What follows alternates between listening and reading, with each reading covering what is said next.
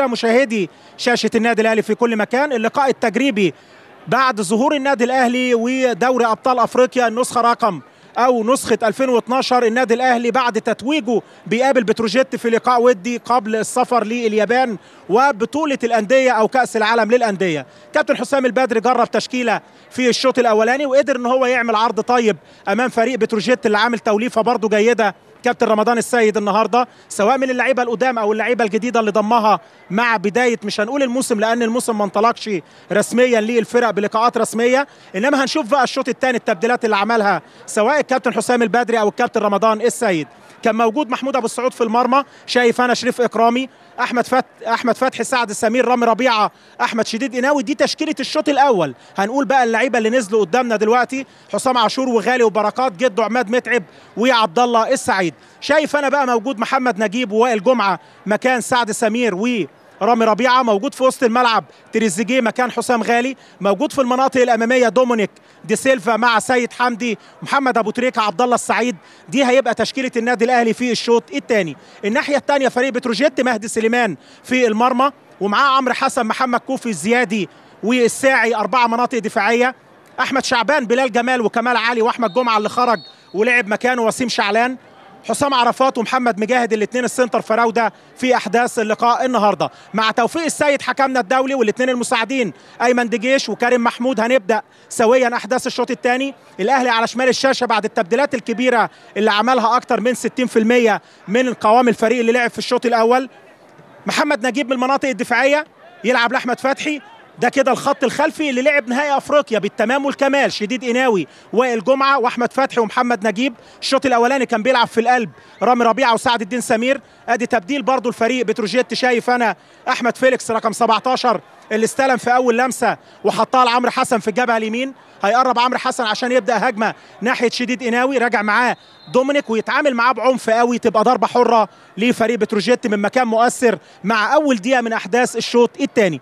هنشوف الشكل اللي لعب بيه النادي الاهلي على مستوى الاداء الجماعي هيتغير ولا ايه بعد نزول اللعيبه الكبار: وائل جمعه وابو تريكه وسيد حمدي في المناطق الاماميه ومعاهم محمد نجيب في خط دفاع النادي الاهلي. انما خلينا مع الضربه الحره: عمرو حسن مكان كويس، انما لعب الفاول بشكل سيء قوي، طلع دفاع النادي الاهلي. شعبان يا ولد يا لعيب، انما اختبار خفيف كده لشريف اكرامي في اول ظهور ليه بعد نزوله في الشوط الثاني. فاول، ضربه حره، هيدي انذار توفيق السيد ولا يحذر؟ بس بيحذر كده توفيق السيد في اللعبه اللي فاتت. برضو شايف رقم 11 انا تبديلات ايه اللي دفع بيها الكابتن رمضان السيد. تلعب الكره تاني لورا، محمود تريزيجيه رجع ويلعب لقدام عند احمد فتحي انما يقطع عليه الى رمي التماس.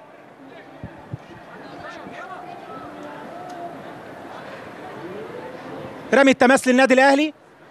النادي الاهلي قلت لحضراتكم هتكون بدايه انطلاقه لقاءاته الرسميه بطوله العالم للانديه. في انتظار الفائز بقى انطلاق البطوله هيكون اوكلاند سيتي بطل نيوزيلندا مع نادي هيروشيما الياباني اللي خد الدوري الياباني وبيشارك بصفته الدوله المنظمه لبطوله العالم. والنادي الاهلي على فكره ال4 بطولات اللي هيشارك فيهم او شارك فيهم 3 قبل كده، والبطوله الجايه كلهم في اليابان. لما خرجت البطوله لابو ظبي النادي الاهلي كان بالصدفه كده لا يتاهل لبطوله العالم للانديه، سواء في 2007 لما النادي الاهلي خرج في النهائي امام النجم الساحلي، او الفترات بقى اللي كان بيخرج من دور ال8 والدور قبل النهائي. انما ال4 مرات لعب البطوله في اليابان النادي الاهلي. قدام ال18 موجوده الكره عند جمال، بلال جمال يلعبها ويمشيها لفراج. ادي برضو وائل فراج من اللعيبه البدلاء. كابتن رمضان السيد عمل تبديلات اكتر من 3-4 لعيبه مع بدايه الشوط الثاني. زحمه قدام 18 النادي الاهلي، احمد شعبان بوش رجله الخارجي عاوز يلعبها على المغمض كده. وائل فراج واحد من الاوراق الهجوميه على فكره، ثالث موسم ليه مع الفريق البترولي، كان جايهم من نادي بترول اسيوط. قلت لحضراتكم معظم اللعيبه من انبي، بترول اسيوط، بتروجيت. عبد الله السعيد عاوز يعملها كده ياخدها يلطشها انما بره الملعب بعيده، ضربه مرمى. لسه بدايه الشوط الثاني بدايه هاديه، فريق بتروجيت اللي متاخر بجون قدام النادي الاهلي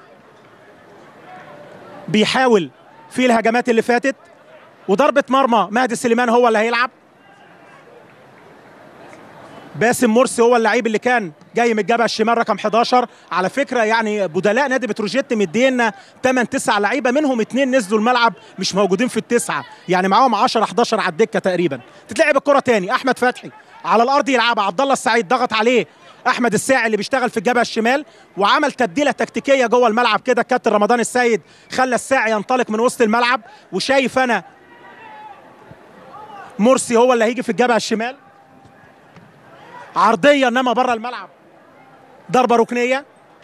يبقى بقول لحضراتكم الكابتن رمضان السيد خلى باسم مرسي يلعب مدافع ناحيه الشمال، وخلى الساعي هو اللي يزيد من وسط الملعب بعد ما الساعي كان بادئ على مستوى الاداء الدفاعي، ياخد منها ضربه ركنيه النادي الاهلي. عبد الله السعيد هو اللي هيروح يلعب عشان تلف الكوره، واحد دون مقابل. اول 5 دقائق من احداث الشوط الثاني، الاهلي بتروجيت تجربه وديه ضمن لقاءين هيلعبوا من النادي الاهلي. اللقاء الثاني هيكون في اليابان ان شاء الله مع احد الفرق هناك، برضه هيبقى المستوى متدرج كده الكابتن حسام البدري عشان ما يجهدش اللعيبه بتاعته. عبد الله السعيد عاوز يقطم، انما يرجع احمد شعبان وياخدها، قرب منه احمد فيليكس اللي نزل في وسط الملعب اهوت، الثلاثه اللي بيعملوا الهجمه لقدام، انما في رايه من كريم محمود وتسلل في اللعبه اللي فاتت. حب لعيبه بتروجيت ان هم يعملوا الهجمه المرتده، انما رجع الاهلي تمركز بشكل مثالي. كان متسلل في اللعبه اللي فاتت احمد فيليكس اللي زايد وعمل سبرنت لقدام عشان يزود كده مع احمد شعبان. وائل جمعه المنطقه الدفاعيه للنادي الاهلي لمحمد نجيب، المرحله التحضيريه من ورا لقدام، لسه نجيب بيدور على حد من زمايله هيلعب الطويله، انما يقرب منه يسندها له محمود تريزيجيه، لاعب كويس قوي محمود تريزيجيه، لاعب فريق الشباب ولاعب منتخب الشباب مع الكابتن ربيع ياسين اللي هيلعبوا كاس الامم الافريقيه ان شاء الله القادمه في الجزائر. كل التمنيات للكابتن ربيع ياسين ولاعيبته. محمد ابو تريكه اول لمسه يا ولد يا لعيب، دومينيك والجون، والخطيره خطيره مش ممكن، فتحي لسه موجوده، بقى ده اسمه كلام، بقى ده اسمه كلام يا راجل، مش ممكن اللي فاتت، خطيره خطيره للنادي الاهلي. انما ابو تريكه عمل واحده ايه، بالسم في الجبهه الشمال يطلع الراجل، وتسديده حلوه في الزاويه اللي مهدي سليمان تالق فيها ترد تاني، انما عملها احمد فتحي اللي جاب جون في منتهى الجمال، انما المره دي بره الملعب. ضربه مرمى مهدي سليمان. 6 دقائق من بدايه الشوط الثاني، النادي الاهلي رجع للسيطره الهجوميه في الثلث اللي قدام، وهيلعب مهدي سليمان حارس بتروجيت ضربه المرمى. ضربه حره فاول، وائل فراج يعمل فاول جامد قوي في اللعبه اللي فاتت. توفيق السيد قريب من الكره، طاقم تحكيم عامل لقاء جيد لغايه دلوقتي، سواء توفيق السيد او الاثنين المساعدين ايمن دجيش والناحيه الثانيه كريم محمود. وفاول وقع على الارض، هنشوف تريزيجيه ولا مين اللي وقع من لعيبه النادي الاهلي. 7 دقائق، احمد فتحي بيطمن. قلت لحضراتكم وائل جمعه، محمد نجيب، ابو تريكه، تريزيجيه، سيد حمدي، دومينيك، دي تبديلات النادي الاهلي في الشوط الثاني. وخرج حسام غالي من الملعب، خرج سعد سمير ورامي ربيعه، خرج محمد ناجي جد وعماد متعب، وفضل عبد الله السعيد في المناطق الاماميه. باقي البودلة بيعملوا عمليه الاحماء، شايف انا احمد صديق وسيد معوض، شريف عبد الفضيل، لاول مره سيد معوض بيظهر، شهاب. الكابتن حسام البدري بيجرب النهارده كل القايمه بقى ال 22 لاعب، خرج منها احمد صديق واحمد شكري واوسو كونان اللي هيروح الدوري السعودي، دول الثلاثه اللي خرجوا من قائمه النادي الاهلي. انما تكريم من لجنه الكوره ان صديق وشكري يسافروا مع الفريق ان شاء الله. من وسط الملعب يلعب بلال جمال عند احمد الساعي في الجبهه الشمال، يلعبها في الجبهه الشمال ويقرب عشان ياخد تاني الساعي، حلوه يلعبها له باسم للساعي، عرضيه في منتهى الخطوره، في منتهى الخطوره اللي فاتت، عملها كويس قوي احمد الساعي، انما ما كانش حد مكمل كده في عمق الهجوم لفريق بتروجيت في اللعبه اللي فاتت عشان يعملوا جمله تكتيكيه، اي نعم ما كملتش على اكرامي وتعدي الناحيه الثانيه. تريزيجيه رايح في الجبهه الشمال عند جديد قناوي، هيعكس اتجاه اللعب بعد ما اتضيقت المساحه، قرب منه عاشور يا ولد يا لعيب في مساحه ضيقه، انما نقلوها واتضغط عليهم من 2 لعيبه، هيضطر نجيب يرجع لورا عند اكرامي، رجع فعلا اكرامي يديها واحده لقدام عاليه اماميه عند دومينيك، انما يطلع معاه ويطلع محمد كوفي، 2 افارقه بقى يتعاملوا على بعض. محمد كوفي واحد من اللعيبه اللي ادوا بشكل رائع على فكره في ال3 مواسم اللي فاتوا مع النادي البترولي، وسجل امام النادي الاهلي في الدوري في اللقاءات الرسميه. شريف اكرامي لاحمد فتحي، انما محمد كوفي بيلعب جنبه دلوقتي على فكره شريف حازم اللي كان بيلعب في نادي انبي ولعب للمنتخب الوطني على فكره. شريف حازم بعض اللقاءات الوديه الدوليه على طول عند دفاع النادي الاهلي، انما ياخد ضربه حره. شريف حازم هو اللي هيلعب اماميه، شريف حازم هو اللي يلعبها، انما في فاول تاني. وائل فراج كده بيطلع، يمكن عمل فاولين رغم ان هو بيلعب في المناطق الاماميه. وائل فراج لعيب جيد اللي ينقل لك الحركه الهجوميه لقدام، انما لغايه دلوقتي هنشوف المسانده هتكون شكلها ايه مع لعيبه المنطقه الاماميه. ادي وسيم شعلان اللي عمل حركه بعد ما نزل اخر ربع ساعه في الشوط الاول عند بلال جمال. بلال جمال يفتح الملعب لباسم في الجبهه الشمال، انما ياخدها احمد الساعي ويحطها تاني في المساحه الفاضيه. بداوا يعملوا نشاط من الجبهه الشمال الهجوميه، الجبهه اليمين اللي فيها احمد فتحي للنادي الاهلي. اعتمد كده بالابتكار الفني، انما لا خد منها ركنيه ولا فاول. ضربه مرمى على مهله واكرامي، واحد للنادي الاهلي. هقعد اكرر كتير، التجربه الوديه للنادي الاهلي الاولى بعد ما فاز ببطوله افريقيا دوري ابطال افريقيا النسخه ل 2012. 10 دقائق من احداث الشوط الثاني.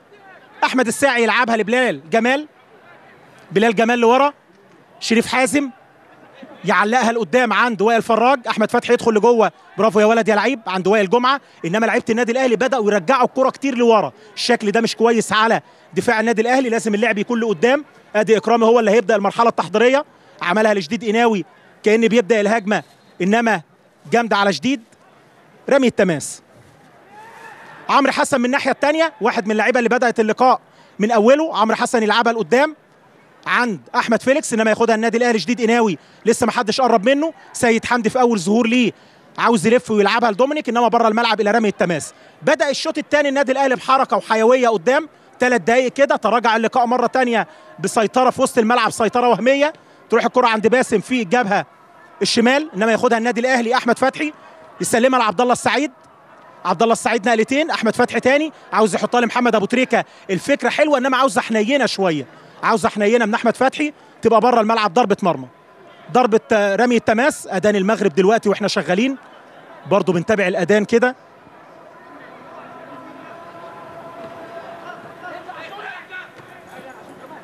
تتلعب الكره تاني، ممكن الماتش بقى يتذاع في وقت غير المغرب، هيبقى اي اذان تاني. تلعب الكره لقدام، شريف اكرامي اماميه ملعوبه لمحمد نجيب. تريزيجيه، ادي محمود تريزيجيه بيشبهوه زمايله طبعا في قطاع الناشئين كده لحد ما طلع الفريق الاول. نجم الفرنسي الكبير محمود تريزيجيه زي تريزيجيه نجم فرنسا. تلعب الكره تاني لقدام، ولاعب اليوفي واكتر من نادي طبعا، واحد من اللعيبه اللي ادوا اكتر من 7 مواسم سواء مع منتخب الديوك او على مستوى الانديه الاوروبيه. تتلعب الكره لقدام حلوه، مساحه الفاضيه قدام ال 18، الساعي جاي من ورا لقدام، انما في فاول ياخد نادي بتروجيت على حدود 18 النادي الاهلي. فاول لبتروجيت، انما الجبهه الشمال بدات تتحرك. لما قلت لحضراتكم كده بدا يتبادل الادوار باسم عبد الستار.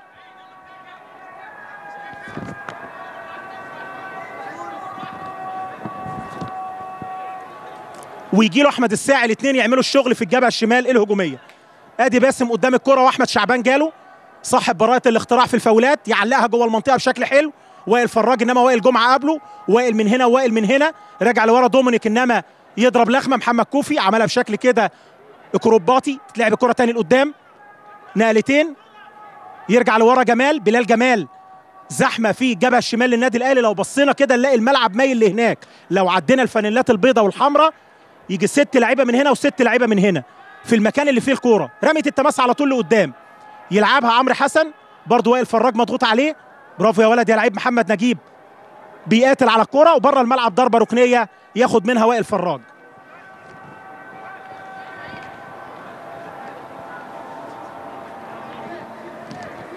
ضربه ركنيه لنادي بتروجيت. احمد شعبان ولا عمرو حسن؟ عمرو حسن هو اللي راح يلعب. هنشوف المره دي يلعبها على القايم البعيد وبعيده قوي. عبد الله السعيد رجع لورا، انما كانت الكره طلعت من بره الملعب لجوه. بيشاور المساعد الثاني كريم محمود. ضربه مرمى للنادي الاهلي. ادي اكرامي اللي عمل لقاء طيب، لقاء العوده. كل الاجوان يا جماعه، كل الاجوان الكبيره في العالم بتغلط، وغلطات ايه؟ ايكار كاسياس ريال مدريد، فالديز برشلونه، دول اكبر بقى دوري بنتفرج عليه الدوري الاسباني، ودول اكبر جونين في الدوري الاسباني. عندهم اخطاء قاتله، عشان ما حدش يقول لك اكرامي احيانا بيخنق. تتلعب الكره تاني لقدام، اماميه وعاليه، يطلع تاني محمد كوفي. بلال جمال من قدام ال 18 يبدا لقدام. فريق بتروجيت بيحاول، انما برضو الهجمات لا تكتمل على مرمى اكرامي. تسديده وحيده كانت قريبه او سهله على اكرامي، مسكها اول 3 دقائق. شريف حازم جاي من المنطقه الدفاعيه وتطلع بره الملعب رمي التماس. انما اللقاء اتخنق في الشوط الثاني، قلنا اللعيبه الكبار هينزلوا في النادي الاهلي، وبرضه اللي خرجوا لعيبه كبار ولاعيبه اساسيه كلهم على فكره، انما ابو تريكه وسيد حمدي ودومينيك وعبد الله السعيد ووائل جمعه ورا محمد نجيب. انما الشوط الاول قدموا عرض طيب لعيبه النادي الاهلي، بدا الكابتن رمضان السيد يتدارك الاخطاء الدفاعيه وقفل على المحركات الهجوميه للاحمر في لقاء النهارده، وتشعر ان هو لقاء رسمي ولقاء فيه جديه من كلا الفريقين. شايف انا شهاب الدين احمد بيستعد للنزول، هنشوف مين اللي هيخرج. عبد الله السعيد ممكن، والنادي الاهلي يلعب بثلاث اوراق في المناطق الاماميه بس، فعلا عبد الله السعيد وشهاب يعمل عمليه التوازن مع عاشور وتريزيجيه مع الدقيقه 14 تقريبا من احداث الشوط الثاني. خرج عبد الله السعيد اللي عمل محاولات هجوميه في الشوط الاول كانت جيده ببعض الاحيان، واحيانا غاب عن التوفيق. فاول لاحمد شعبان، ضربه حره، شعبان وجنبه احمد فيليكس لسه ما حدش جاله. محمد كوفي جاي من ورا لقدام، بدا يتحرر من المنطقه الدفاعيه عشان يزود لعيبته في وسط الملعب، اتاخر فيها عمرو حسن، اتضغط عليه، لحق نفسه، عملها بسن الجزمه لمحمد كوفي تاني على الارض عند بلال جمال، يلعبها لورا لشريف حازم، نقلتين لنادي بتروجيت انما كله في وسط ملعبه. لسه بيعدي اهو عند وسيم شعلان، بيبص عند باسم في الجبهه الشمال واحمد الساعي، طلع له الساعي فعلا اللي بدا يتحرر من الشغل الدفاعي ويروح كده في المناطق الاماميه، انما بره الملعب ضربه مرمى. كابتن رمضان السيد قلت لحضراتكم حرك احمد الساعي على مستوى الاداء الهجومي، بدا يلعب هاف ليفت او لاعب وسط من ناحيه الشمال، بدل ما كان بيلعب باك شمال صريح وينطلق ويتبادل الادوار مع باسم رقم 11 اللاعب البديل. احيانا نلاقي ده بيدافع والتاني هو اللي بيشتغل هجوميا، انما على طول هيلعب لقدام شريف اكرامي لقدام، عاليه وطويله، شريف حازم يطلع لفوق يعمل الارتقاء كويس قوي ويطلع بره الملعب الى رمي التماس. منتخب مصر برضو الوطني كان في اجنده دوليه هيشتغل عليها، بعض اللقاءات كده يعني لقاء المجر لسه ما اتكررش مصيره، انما في لقاء قطر بقى الود ان شاء الله مع نهايه ديسمبر، نتمنى لهم التوفيق. اول لقاء رسمي هيكون في شهر مارس القادم. لعب الكره تاني عند احمد فتحي في الجبهه اليمين، انما المساحه ضيقه، محمد ابو تريكه يجي له ويقرب ويلف بشكل كويس قوي يا ولد، يلعبها عند سيد حمدي، يغير اتجاه اللعب في منتهى الجمال عند شديد قناوي الى دومينيك لعيبه النادي الاهلي. يا ولد يا دومينيك، حلوه يا ولد، شديد قناوي لازم تروح، مش ممكن اللي فاتت خطيره خطيره، 3 نقلات في منتهى الجمال والروعه، انما الاخيره كان حد لازم يلعب بدماغه. ضربه ركنيه، اول ما لعيبه النادي الاهلي بقول لحضراتكم بيتحركوا ويستلموا كده في الاماكن ويروح تاني من وضع الحركه، انما النهايه طلع على طول دفاع بتروجيت الى ضربه ركنيه. هنشوف كده السيد معوض الكابتن حسام البدري هيبدا يطمن عليها، هيبقى اول ظهور ليه بعد الاصابه الطويله. سيد معوض ما قدرش ان هو يلعب اخر لقاءين للنادي الاهلي، لقاءات الدور النهائي، لعب مره شريف عبد الفضيل في الجبهه الشمال على مستوى الاداء الدفاعي، ومره احمد شديد قناوي في لقاء العوده. نتمنى السلامه لسيد معوض ويرجع لفورمته العاليه. برضه صديق موجود النهارده في دكه بدلاء النادي الاهلي، ومعاهم شهاب اللي لعب مكان عبد الله السعيد. ضربه ركنيه للنادي الاهلي من نفس المكان، مهدي سليمان بيوقف زمايله جوه الستة ياردة على القايم القريب. وائل جمعه يا ولد، ايه يا ابن الجمال ده، حته من وائل جمعه كده ولا احسن فيرود يا ولد يا لعيب. انما على طول مهدي سليمان والباكات يطلعوها لوائل تاني اللي لسه متقمص دور المهاجم عند دومينيك، ممكن يلعبها عرضيه بكعبه لورا. النهارده الكعوب اشتغلت كتير قوي، كعبين 3 للعيبه النادي الاهلي وعطلوا وش الرجل اللي قدام. فاول توفيق السيد، راجل جوه ال 18 بيتألم جامد قوي، هيروح يطمن عليه توفيق مع مهدي سليمان. بدأ يبقى في حركة في الوقت اللي فات. الشوط الأولاني النادي الأهلي كان ليه السيطرة الميدانية من وسط الملعب 18 دقيقة دلوقتي، إنما الشوط اللي احنا بنلعبه تبادل للأدوار، أو بدأ يبقى في سيطرة متبادلة في ال 30 متر اللي قدام. أدي أحمد صديق وسيد معوض، حوار مع أحمد فتحي ومداعبات كده لسيد معوض، بيقول له والله زمان يا معوض اهوت، طبعا بروح الدعابه كده. وده احمد فتحي خرج وصديق لعب، وهيخرج احمد شديد قناوي، والاهلي بيغير الجناحين بتوعه، الجناح اليمين والجناح الشمال. النهارده المحركات الهجوميه للنادي الاهلي بدات بشديد قناوي واحمد فتحي، وهينهوا اللقاء سيد معوض واحمد صديق، طرف شمال وطرف يمين دفاعي للنادي الاهلي. خارج يكمل علاجه احمد الساعي، في اعتقادي هو اللي كان واقع فعلا، احمد الساعي هو اللي كان داخل منطقه الجزاء. توفيق السيد هيعمل اسقاط كده لان الكره كانت بتتحرك لما وقف اللعب. شريف حازم يفتح الملعب الناحيه الثانيه.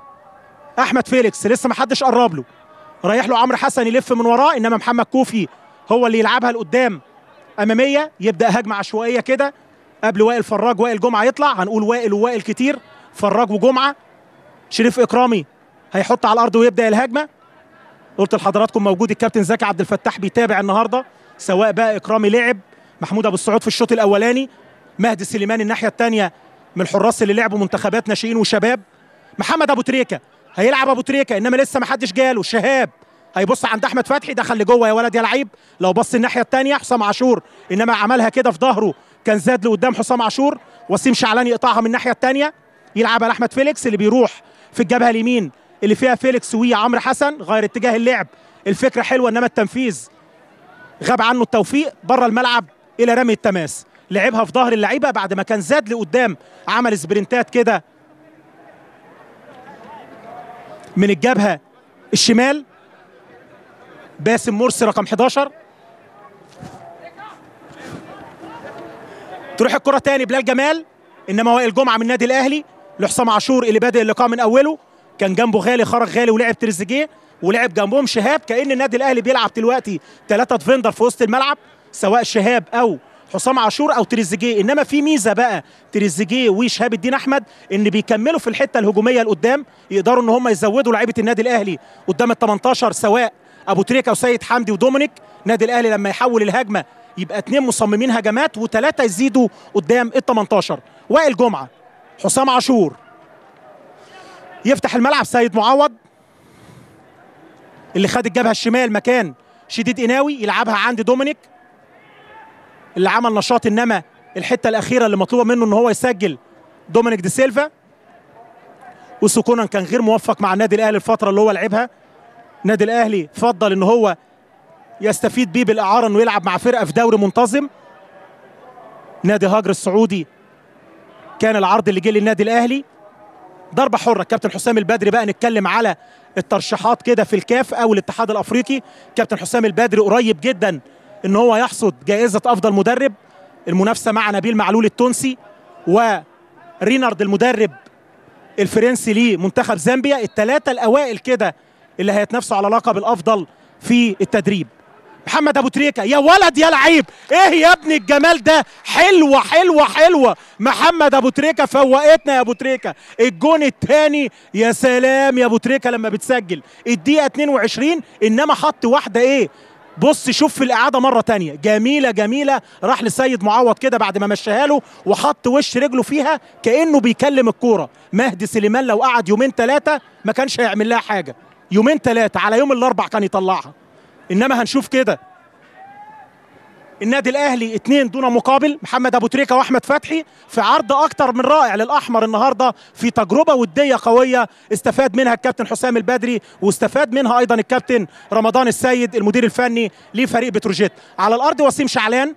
تراجع تاني لاداء بتروجيت بعد ما فاقوا 5-6 دقائق كده وبداوا يدخلوا في اللقاء مع النادي الاهلي بتحركات احمد فيليكس ومرسي من الجبهه الشمال. انما تراجع اداء بتروجيت تاني في وسط ملعبه.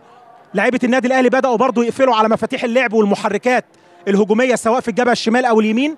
ادي سيد معوض استلم، ابو تريكه هيحصل كيمياء بينهم دلوقتي بقى، الاثنين هيفوقوا قدام. سيد حمدي يفتح الملعب ويغير بشكل حلو قوي، انما رجع لورا باسم مرسي وبدماغه، وجاي بلال جمال يلعبها له عند باسم، هات وخد حلوه.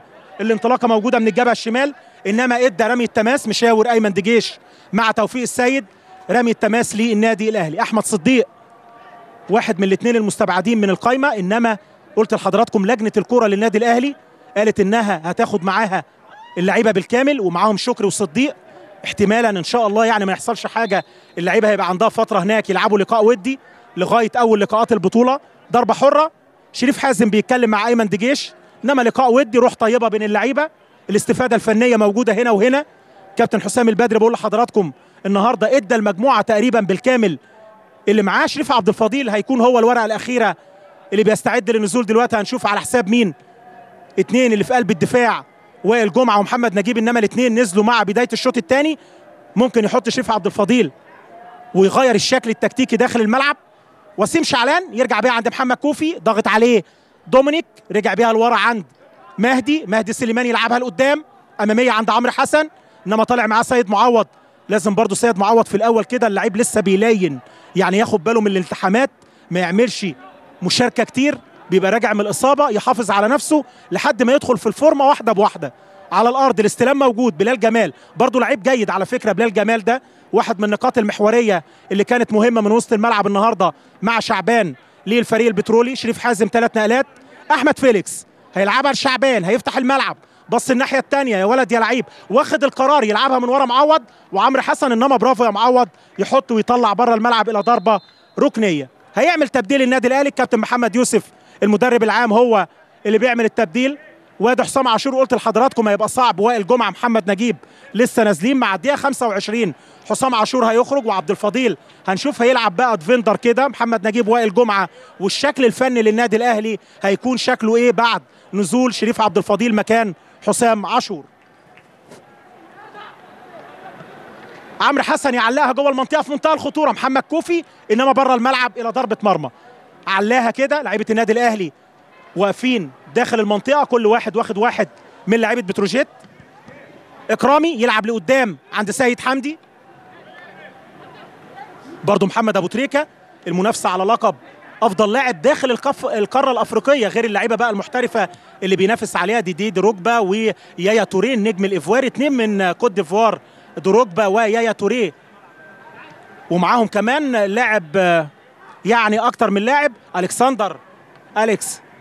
ادي قدام ال 18 موجوده دومينيك، خطيره انما السيد حمدي يرجع بيها لورا، السيد معوض في منتهى الخطوره، خطيره للنادي الاهلي، انما يرجع عمرو حسن. كنا بنتكلم على افضل لاعب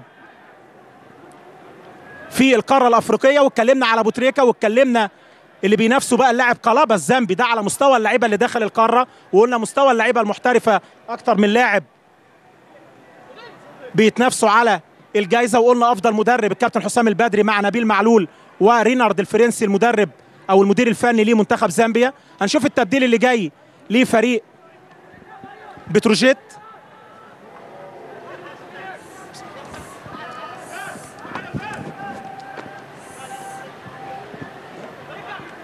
تتلعب الكره جوه ال 18، خطيره اللي فاتت في منتهى الخطوره، انما لعيبه النادي الاهلي قلت لحضراتكم لما بيوصلوا للمرمى بيعملوا شغل. ادي تامر محب بره على الخطوط، هنشوف هينزل مكان مين.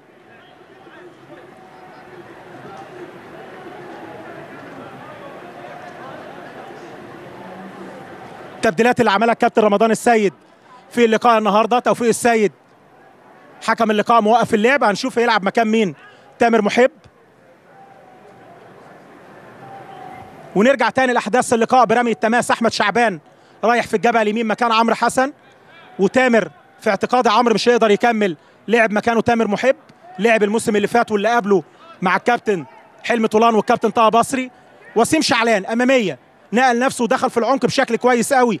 مرسي في اللعبه اللي فاتت، انما مقطوعه للنادي الاهلي. باسم مرسي اللي جه كده واتحرك تكتيكيا من الجبهه الشمال الهجوميه وبدا يتبادل الادوار مع فيليكس، انما النادي الاهلي يرد بهجمه عند دومينيك. يا ولد يا لعيب بسرعته، خطيره مش ممكن، برافو يا مهدي. انما حلوه الابتكار الفني والشخص اللي عمله دومينيك دي سيلفا في اللعبه اللي فاتت، وواقف كويس قوي، خد 3 ياردات كده بره المرمى مهدي سليمان، ويحل المشكله الدفاعيه لفريق بتروجيت في اللعبه اللي فاتت.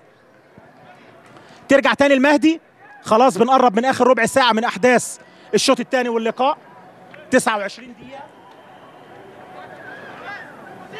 النادي الاهلي 2، محمد ابو تريكه في الشوط الثاني، واحمد فتحي في الشوط الاول اللي خرج ولعب مكانه صديق في الجبهه اليمين. انما بقى التبديله اللي عملها داخل الملعب، نشوف الهجمه وبعدين نكمل. احمد فيليكس هيقتحم ويروح، احمد فيليكس انما ياخد منها فاول، وائل جمعه يعمل فاول على فيليكس في اللعبه اللي فاتت، ضربه حره من مكان قريب. كابتن حسام البدري والكابتن محمد يوسف والجهاز الفني للنادي الاهلي. جه احمد صديق دخل في وسط الملعب، وعبد الفضيل بيلعب باك يمين، وده الشكل بقى اللي غيروه بعد ما سحب حسام عاشور من قلب وسط الملعب كده، يبقى عبد الفضيل بيلعب باك يمين، واحمد صديق دخل كهاف رايت او لاعب وسط من ناحيه اليمين للنادي الاهلي في الوقت اللي جاي. برضو عمرو حسن خرج من الجبهه اليمين الدفاعيه لفريق بتروجيت ولعب مكانه اللاعب تامر محب. كان في لاعب اسمه ايمن محب في المنصوره بدايه الالفيه الثالثه، كان هداف الدوري على فكره ايمن محب ده، انما ده تامر محب. تلعب الكوره هنشوف كده 2 4 5 لعيبه اكرامي مهم جدا يوقف الحائط البشري بشكل كويس. شعبان ووسيم شعلان والساعي. الساعي يا ولد يا ساعي، حلوه يا ولد يا لعيب، انما بجوار القايم لا عملها حلوه الولد ده، حلوه اللي فاتت من احمد الساعي اللي عملها بليسنج من فوق الحائط البشري. شريف اكرامي كانت برضو صعبه عليه على فكره، حتى الراجل كان رايح معاها بس كده بيأمن عليها. ضربه مرمى للنادي الاهلي. سمير صبري المدرب العام في فريق بتروجيت هو اللي بيدي التعليمات، لاعب نادي انبي واللاعب الدولي السابق. جهاز فني كده تشكيله سواء الكابتن رمضان السيد، قلت لحضراتكم معاه الكابتن محمد ثابت والكابتن شريف بيومي، 2 مدربين مع الكابتن سمير صبري من ابناء الاهلي والزمالك برضو. تريزيجيه انما في فاول، ضربه حره، فيليكس يرجع لورا وفاول للنادي الاهلي من وسط ملعب بتروجيت. توفيق السيد قريب من الكره يمشيها تريزيجيه عند سيد معوض. هيبدا النادي الاهلي من الجنب الشمال، قرب منه دومينيك اللي بيعمل انطلاقات جيده، انما الحته الاخيره بيبقى عنده تهور شويه، يعني دومينيك عاوز يتعالج نفسيا جوه ال 18 يبقى لعيب حكايه. لقدام من الجبهه اليمين اللي فيها تامر محب دلوقتي، انما ياخد منها رمي التماس يلعبها عند احمد فيليكس. ترجع الكره تاني لورا.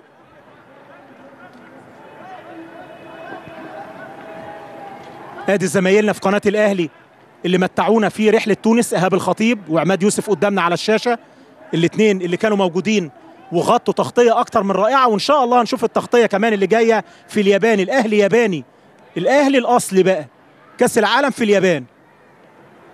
على طول السيد معوض من الجبهه الشمال، الانطلاقه موجوده، دومينيك محمد كوفي عاوز يقطع عليه، عملها بسن الجزمه اللي جاي من ورا سيد حمدي، انما قطعوها تاني. تامر محب دخل لجوه ويلعبها الكوفي اماميه يلغي بيها المرحله التحضيريه عند باسم مرسي اللي بدا يلعب فروت صريح دلوقتي بعد ما كان بادئ في الناحيه الهجوميه ناحيه الشمال، نقله تكتيكيا كده مايل شويه على الجنب اليمين، انما اقرب يروح من العمق باسم مرسي رقم 11، وانذار في اللعبه اللي فاتت لبلال جمال لاعب وسط فريق بتروجيت. 32 دقيقة من أحداث الشوط الثاني، الأهلي 2 أحمد فتحي في الشوط الأولاني الدقيقة 35، وبعدين أبو تريكة جاب جون في منتهى الجمال والروعة. لو جاب واحد في اليابان زي ده أبو تريكة يبقى قصة. على الأرض على طول أحمد شعبان هيبص الناحية الثانية، إنما يلعبها بلال جمال. ادي الراجل اللي عمل النشاط ده، عجبني برضو الولد ده، بدأ يحرك المناطق الهجومية باسم مرسي وادي يعلقها جوه المنطقة، انما برافو يا ولد يا لعيب. اكرامي في اختبار حقيقي ان هو يطلع من تحت ال3 خشبات المسافة دي كلها، تعليمات الكابتن طارق سليمان، وبشكل كويس قوي ياخدها قبل مهاجمي فريق بتروجيت. تتلعب الكرة عند احمد صديق، كابتن محمد يوسف بدأ يقوم يكلم لعيبه النادي الاهلي. ابو تريكه يا ولد على التحرك في المساحه الفاضيه عند دومينيك، التمريره في منتهى الجمال، هيجي من وراه شهاب اللي لسه ما ظهرش، حطها جوه ال18. صديق تسديد عاوز ياخدها مره واحده مباشره كده، انما واقف قدامه محمد كوفي وشريف حازم يطلعوها، راحت في الجبهه اليمين عند تامر محب، يلعب الاماميه لوائل فراج بكعب رجله يرجعها لورا عند احمد فيليكس، انما قريب توفيق السيد ويدي ضربه حره لنادي بتروجيت. الشوط الثاني مشي على فترات، 5 دقايق حلو و3 دقايق مر. المر لما اللعيبه تكون كلها في منطقه وسط الملعب ومش قادرين يفكوا الملعب هجوميا، ده الوقت اللي احنا بنتكلم عليه. انما معظم اللمحات الهجوميه كانت من نصيب النادي الاهلي. تألق مهدي سليمان اكتر من 3-4 مرات.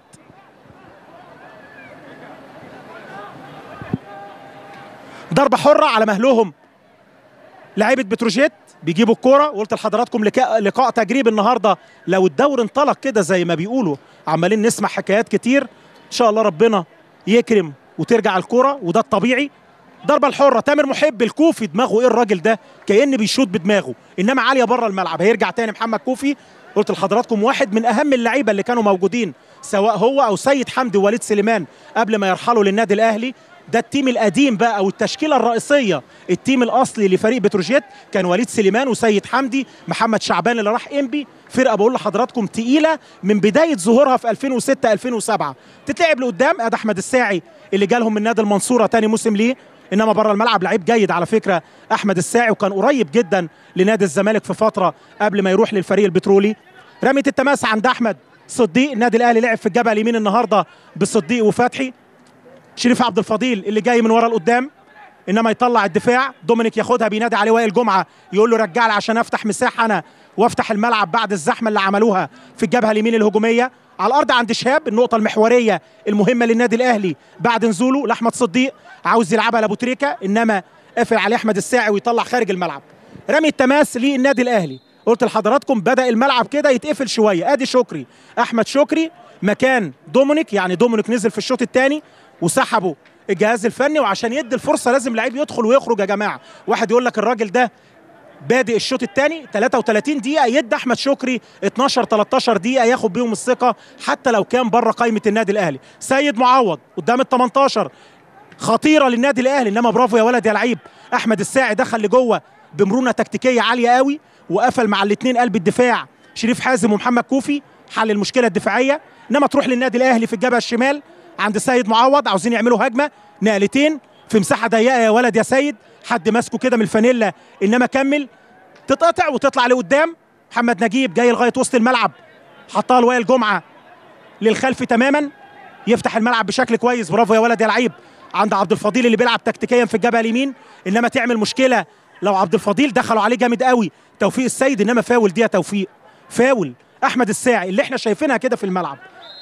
انما ضربه حره دلوقتي وقع على الارض شريف عبد الفضيل، وعلى فكره دخل جامد قوي الراجل معاه. الوقعه دي مش تمثيل، بيبان اللعيب بيبان لو هو عايز ياخد فاول اي كلام، فاول سينمائي ولا فاول بجد، ده فاول بجد. انما ضربه حره هنشوف توفيق السيد. خلاص بنقرب من اخر 10 دقايق من احداث الشوط الثاني. الاهلي بجونين متقدم في تجربه قويه على فريق بتروجيت على ملعبه في الجزيره، في اول ظهور للمارد الاحمر بطل افريقيا وصاحب الفرحه الحصريه للكره المصريه دايما في السنوات الاخيره، سواء على المستوى الافريقي للجماهير كلها او لجماهيره بقى على المستوى المحلي. هيقوم شريف عبد الفضيل، قام اهوت الراجل بعد ما دخل عليه جامد قوي باسم مرسي واحمد فيليكس الاثنين الفراوده لفريق بتروجيت، انما هم اللي خدوا فاول الفريق البترولي من مكان قريب، مكان حلو قوي بره ال 18، وهنشوف هيلعبوها ازاي الضربه الحره. تامر محب جه من الجبهه اليمين عشان يلعب برجله وتلف تعمل الواو. شهاب احمد وصديق قدام الفاول. شريف عبد الفضيل خرج بره وهيرجع تاني بعد ما يفوق نفسه بشويه ميه كده. تامر محب في الضيقه، برافو يا اكرامي، برافو يا اكرامي، اللي فاتت دي حلوه، هي مش جامده انما اكرامي واقف كويس واداها منظر كده بالتراي، انما حارس المرمى نص الشغل بتاعه وقوفه على رجليه تحت الثلاث خشبات، هو ده اللي عمله اكرامي في اللعبه اللي فاتت. ضربه ركنيه لنادي بتروجيت خلاص مع اخر دقايق من احداث الشوط الاول، والضربه الركنيه تاني للفريق البترولي. تتلعب العرضيه في منتهى الخطوره انما في فاول. ادي قدامنا الكابتن مجدي طلبه مدير التسويق بقى الجديد في النادي الاهلي موجود النهارده، معظم كده يعني شفنا مهندس خالد مرتجي كان موجود، الكابتن هادي خشبه مدير اللجنه التنفيذيه في لجنه الكوره. تلعب الكره تاني لعبد الفضيل انما بره الملعب. رمي التماس للنادي الاهلي. هدي اللقاء مره تانيه، خلاص كده تحس ان فريق بتروجيت النهارده حسوا ان هم ادوا اللي عليهم قدام النادي الاهلي الجاهز من كل النواحي، فنيه وبدنيه ومعنويه، فرقه بتلعب بطل افريقيا وفرقه بقى لها 10 شهور ما لعبتش ربع لقاء رسمي، ربع لقاء ولا 10 دقائق حتى. ترجع الكره تاني لورا، اكرامي يعلقها عاليه وطويله انما طلع كورتين حلوين النهارده اكرامي يطمن بيهم كابتن طارق سليمان على الاجوان بتوعه. محمود ابو السعود مع نهايه الشوط الاول طلع واحده برده كويسه، ياخد عاجبني برده باسم مرسي ده رقم 11 اللي عمل شغل كويس من الجبهه الشمال، يرجع بيها لورا وسيم شعلان عند احمد شعبان، من شعلان لشعبان.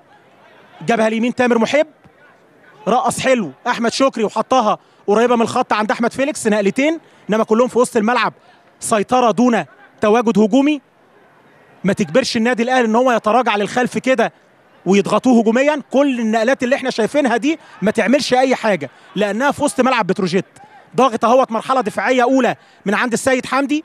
شريف حازم هيبص لقدامه ويلعب اماميه عند وائل جمعه، نادى عليه اكرامي كويس قوي، ما كانش شايف اللعيب اللي جاي من ورا وائل فراج، انما احمد الساعي من الجبهه الشمال بروح طيبه يطلعها بره الملعب. وقع وائل جمعه لان دخل جامد قوي، كان جاي من ظهره كده وائل فراج رقم 23 وخبط فيه. ان شاء الله يقوم بالسلامه وائل جمعه، برضه عمل لقاء عمره وائل جمعه، عمل لقاءات كبيره انما بسم الله ما شاء الله يعني في السن ده والوقت ده يعمل نهائي افريقيا كده. قلت لحضراتكم في لعيبه زي الجبنه الرومي كل ما تقدم تحلو، وائل جمعه كده، ابو تريكه كده، بركات كده، ونجوم كتير بقى في نادي الزمالك والاسماعيلي في كل الانديه. 39 دقيقه من احداث الشوط الثاني. الاهلي تجربه جيده النهارده امام بتروجيت اللي عمل لقاء وعرض طيب ايضا بقياده الكابتن رمضان السيد وجهازه الفني امام بطل افريقيا. تروح الكره عند وسيم يلعبها لاحمد الساعي يمشيها جمال لورا. بلال جمال لعبها لمحمد كوفي عند تامر محب في الجنب اليمين لمحمد كوفي، لسه ما حدش قرب منه، هيبص الناحيه الشمال عند الساعي وائل فراج. انما برافو يا ولد عبد الفضيل بهدوء حلو قوي، كان رافع الرايه على فكره قبل اللعبه المساعد الثاني كريم محمود، ويدي ضربه حره للنادي الاهلي تسلل قبل ما تروح الكره خارج الملعب رمي التماس. بفكر حضراتكم النادي الاهلي هيتجه ان شاء الله يلعب لقاء ودي في اليابان قبل بطوله العالم للانديه، ويروح قبلها باسبوع كده ياخد على الجو، لان الساعه هناك بقى سواء بتتاخر بتتقدم هيبقى فرق كبير قوي. وعارفين قصه بقى الساعه البيولوجيه اللي بنتكلم عليها، ازاي تظبط الجسم على النوم في البلد اللي فوارق الساعات فيها اكتر من 7 و8 ساعات، والليل نهار والنهار ليل بالنسبه لنا.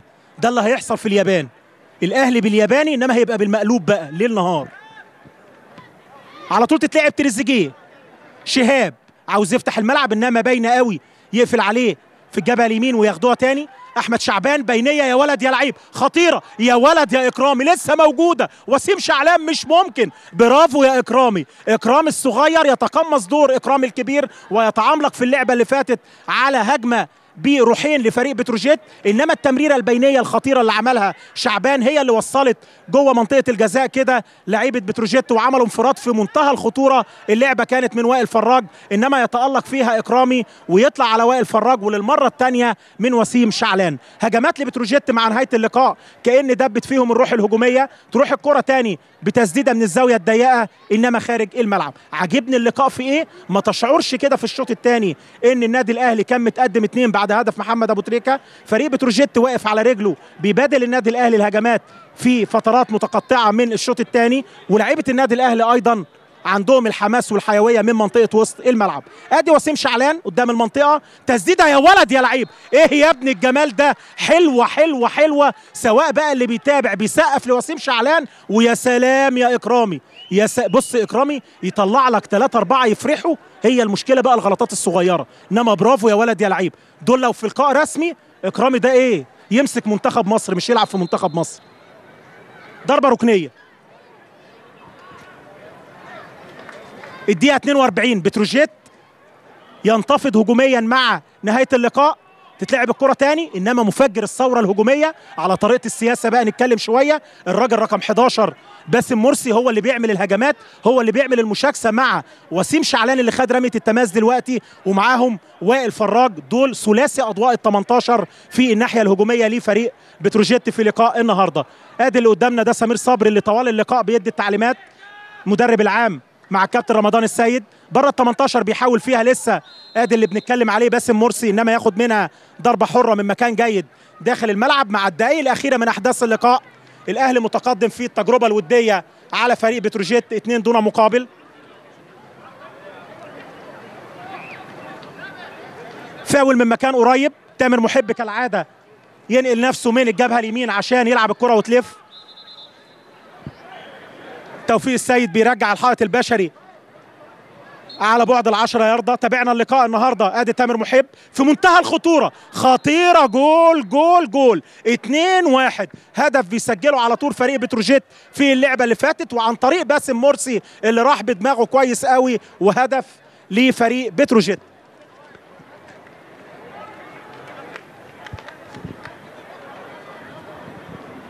اتنين واحد. هنشوف الكره تاني في الاعاده. اتعملت العرضيه حلوه قوي وبدماغه على طول شريف اكرامي، يعني وقف مكانه في اللعبه اللي فاتت. بعد قلت لحضراتكم طلع اكتر من 3 4 كرات هجمات في منتهى الخطوره، وطلع حلو قوي في اللعبه باسم مرسي ومحمد كوفي الاثنين اللي اشتركوا في اللعبه. تروح الكره تاني للنادي الاهلي من الجبهه الشمال، انما ياخد منها فاول بشكل كويس قوي احمد شكري، وضربه حره للنادي الاهلي في اخر دقيقتين تقريبا او دقيقه من الوقت الاصلي لاحداث الشوط الثاني. 3 اجوان في لقاء النهارده، هدف في الشوط الاولاني اتقدم النادي الاهلي عن طريق احمد فتحي وعزز النتيجه محمد ابو تريكه، جونين في منتهى الجمال والروعه والاثنين من التسديد سواء من ابو تريكه او احمد فتحي، وهدف بقى عن طريق الكره العرضيه لفريق بتروجيت مع اخر دقيقتين من اللقاء. 2 للاهلي 1 لبتروجيت في تجربه اكتر من رائعه للاحمر النهارده قبل كاس العالم للانديه في اليابان.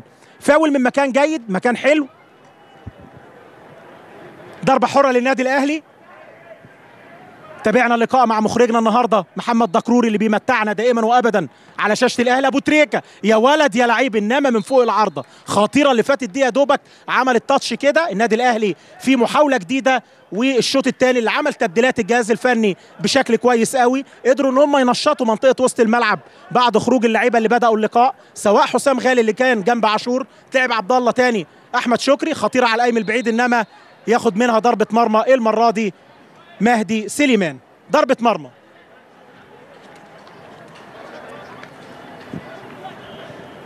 ضربة مرمى مهدي سليمان.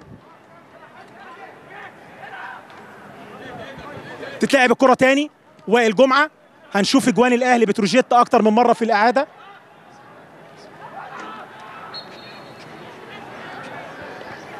وزي ما قلت لحضراتكم باسم مرسي رقم 11 هو اللي طلع وسجل الهدف الوحيد لفريق بتروجيت النهارده.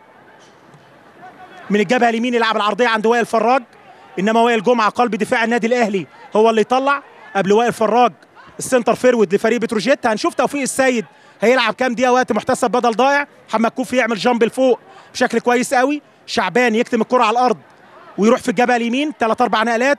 وسيم شعلان اللي حرك الفرقه هجوميا في الشوط الثاني، لعب مع اخر ربع ساعه من الشوط الاول الراجل تاني في الجبهه الشمال، انما ياخد منها فاول لباسم مرسي اللي بدا لعيبه النادي الاهلي هو يقفلوا المكان اللي بيلعب فيه بعد ما لعب شريف عبد الفضيل في الجبهه اليمين دفاعيا، والصديق بدا يسند معاه من الجنب اليمين للنادي الاهلي لما حس الجهاز الفني للاحمر ان في خطوره عن طريق الراجل رقم 11 باسم مرسي، وهو اللي قدر يسجل في لقاء النهارده هدف فرقته الوحيد ويكافئ الكابتن رمضان السيد ويكافئ نفسه. فاول احمد الساعي هو اللي هيلعب، يرجع لورا الجمال، بلال جمال، وسيم شعلان. الساعي بينادي عليه يلعبها له قريبه من الخط، انما طلعت بره الى رمي التماس. ايمن دجيش المساعد الدولي رافع للكابتن توفيق السيد. شريف عبد الفضيل هيلعب على مهله. خلاص بقول لحضراتكم قربنا من نهايه اللقاء، انما كان مدي تسلل قبل رميه التماس. فاول. اول مره شاور ايمن دجيش، المفروض التسلل يشاور المساعد الثاني، ايمن دجيش ملوش دعوه بيها.